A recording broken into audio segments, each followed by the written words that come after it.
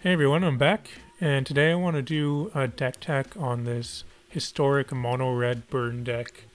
I've been playing this deck quite a lot. I think I've got probably close to 150 games in with this, and I actually feel like for the format that it's in, this is possibly one of the best decks that I've ever played. I've had quite good results with it. I actually recorded the results of about 100 games with this deck. And one of the takeaways that I got from the results was that I had about a 65% win rate. And I feel like it says a lot to have a win rate that high over a course of that many games. So this is a burn deck. It plays mostly instants and sorceries. Outside of Modern or Legacy, there hasn't really been a very good tier 1 burn deck before, just because in other formats there hasn't really been the critical mass of efficient burn spells that you need to make the deck work. And this deck, it doesn't really have the critical mass of efficient burn spells. It does have some of them in Wizard's Lightning and Skewer the Critics, but the thing that it does have is Thermo Alchemist, which really makes up for the kind of subpar burn spells, because say you're playing a shock or a lightning strike, well, it turns the shock into a lightning bolt and the lightning strike into basically a Boros charm. Outside of Thermo Alchemist and burn spells, this is kind of a wizards deck. There are, I think, 14 wizards in it, so that really turns on Wizard's Lightning a lot of the time. So you got 4 Ghitu Lavarunner, 4 Soul-Scar Mage, 2 Grim Lavamancer, and 4 Viashino Pyromancer. Those are all wizards, but really the only wizard synergy in the deck is with Wizard's Lightning. So for the 1-drops, there's the 4 Ghitu Lavarunners and 4 Soul-Scar Mage. I feel like that's pretty standard for a mono-red aggro deck.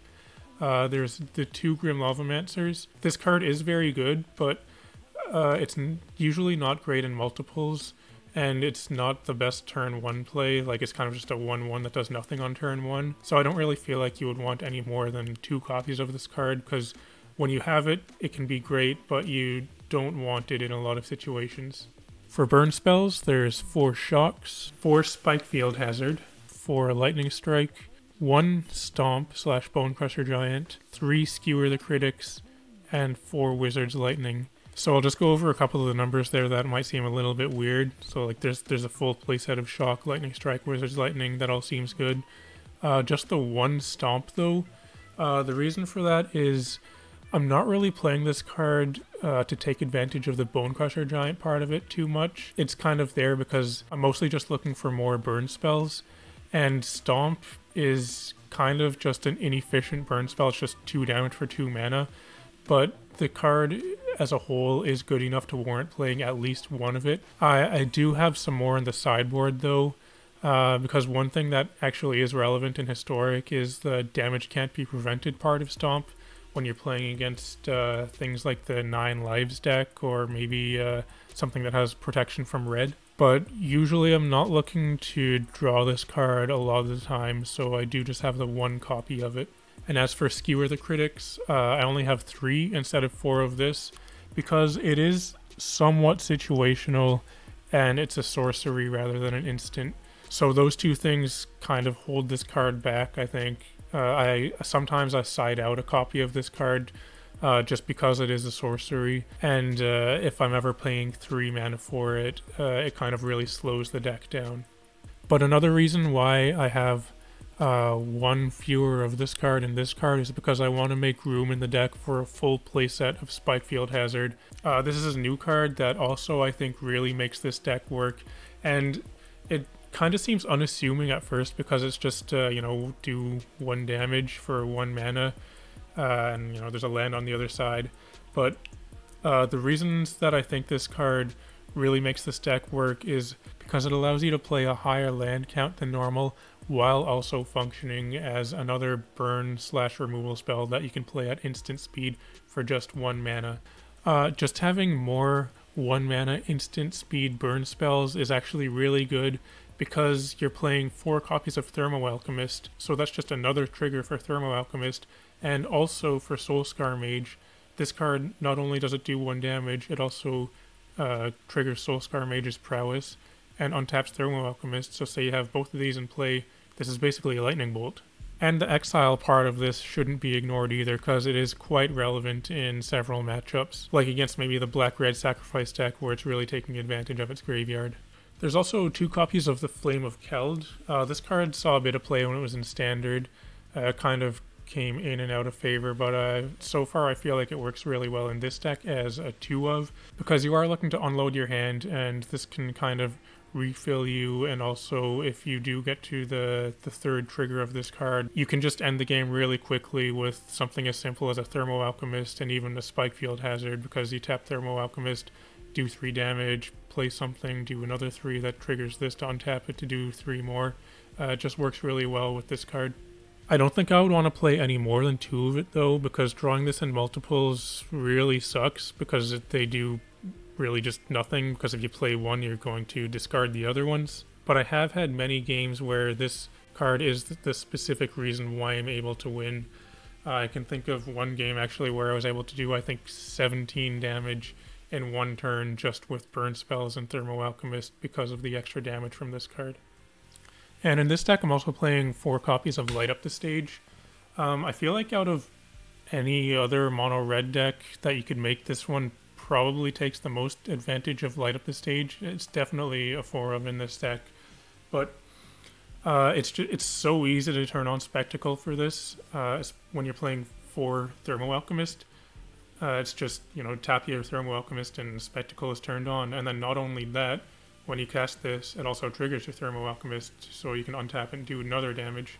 That also works with the Spectacle for Skewer the Critics. But then also in this, like, you're looking to unload your hand and play multiple 1 or 2 mana spells each turn, so with Light Up the Stage, you're rarely losing out on the cards that you draw, because sometimes in other kind of decks you might reveal like a 3-drop or something that you just can't cast. And another good thing with this card is that you can use it to ensure you hit your land drops. One thing that I find myself doing frequently is that if I have a opening hand with 1 land, a 1-drop, and a Light Up the Stage, I'll almost always keep that, because it means on my draw step I get the chance to find a land, but even if I don't find it, I can attack and cast Light Up the Stage, and then I get 2 more looks at drawing a land, and I should be able to find a land in one of those 3 cards, the 2 plus the draw step, which means that I hit my land drop and I also have a handful of gas. It doesn't always work, sometimes I just don't find a land, and then at that point I just pretty much lose, but I feel like getting 3 looks at a land is probably enough. But anyway, this card is really good in this deck. For the lands, there are 12 mountains and 4 Ramunap Ruins, as well as the 4 Spikefield Caves. I think playing a full 4 copies of Ramunap Ruins is good. This card, it's a burn spell on a land. You can be taking some damage from this card when you tap it for red mana, but really I think it's worth having all 4 copies of this card. Like I've said in some of my other videos, I think the reason this card is really good is because usually there's nothing that your opponent can do about it unless they're playing land destruction or something that can counter a trigger, because this isn't casting a spell or anything, and it doesn't even target an opponent. You just sacrifice this and each opponent takes 2 damage. So when you're playing against control, a lot of times you can get to a point where your opponent is at either 1 or 2 life, and you just need to top deck a burn spell to kill them, but maybe you don't in time and they end up drawing a handful of counter spells and stuff, and there's no way that you could get through all the counter spells. But with this card, you just play your land and do 2 damage to them and probably you win. You might notice that there are 0 Castle Embereth in this deck. Originally I was playing 1 copy of Castle Embereth, but I found that it was just coming into play tapped too often, even though there was just the 1 copy of it, because there are only 12 mountains in the deck, so a lot of the lands that I have don't count for the Castle Embereth coming into play untapped. And this deck really does lean more on burn spells rather than getting in damage with creatures. So getting the +1/+0 from the Castle Embereth, I felt like it just wasn't happening enough to outweigh the amount of times that it was coming into play tapped. And as for Shatterskull Smashing, I'm not playing it in this deck. I did actually have it in here during the 100 games that I recorded the results of, and out of all those games, I'm pretty sure I cast it a total of 1 time. However, there were significantly more times where I had to pay 3 life for it to come into play untapped, And 3 life is a pretty real cost. I mean, in the mirror, it can make the difference between whether you win the game or not. But it just didn't seem useful enough to include it. I'm not saying it's a bad card. It definitely is a good card, but I think just in this specific version of the deck, it didn't feel like it was worth including. And also with this deck, you're able to play Gigantha as the companion because all of your spells just have 1 red mana symbol in them. Actually, for the vast majority of the games I played this deck, I was not playing Gigantha just because I didn't realize that I could be playing it. And now that I have started playing it, it actually hasn't really done anything too good for me. So, like, I'm going to play more games with Gigantha and see how it goes. But there is a drawback to playing it because on game 1, if you have Gigantha as your commander, then your opponent already knows that you're on a mono-red aggro deck before the game even starts. So that can impact the decision about whether they want to keep or mulligan their hand. And it is actually a real thing where when they see this card, they could mulligan a hand that would be typically pretty decent but bad against mono red, whereas if they don't see this, they might have just kept the hand that's bad against mono red.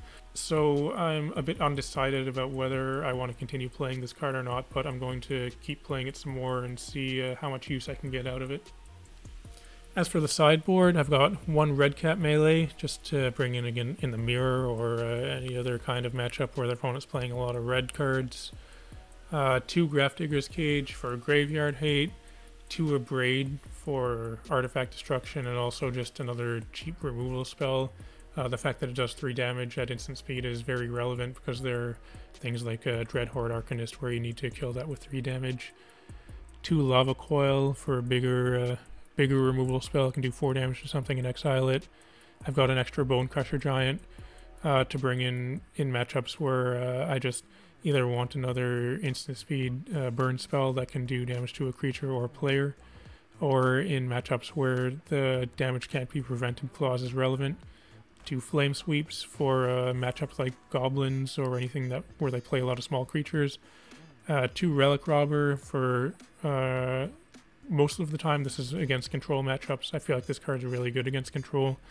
And 2 Tibalt for also against control and any kind of life gain decks, or you can also bring this in against small creature decks because getting the 2 devils out of Tibalt is pretty good against those two because they can block something and do 1 damage to something else. But like I said, I've been playing this deck quite a lot. I think it's very good. It doesn't really have many bad matchups, I think. I found that my worst matchup, actually, outside of the 9 lives combo deck, which is kind of a weird match. I feel like that's sort of a rogue deck. Outside of that match, I feel like my other worst matchup is green Stompy or red-green. And red-green is a pretty popular deck, so that can be a problem. But even so, it's not a terrible matchup. It's just not so much in my favor. But against the rest of the field, I feel like this deck is quite good. And also I should say that I didn't make the core of this deck by myself. I saw something quite similar to this on Goldfish, but I did make some significant changes to it.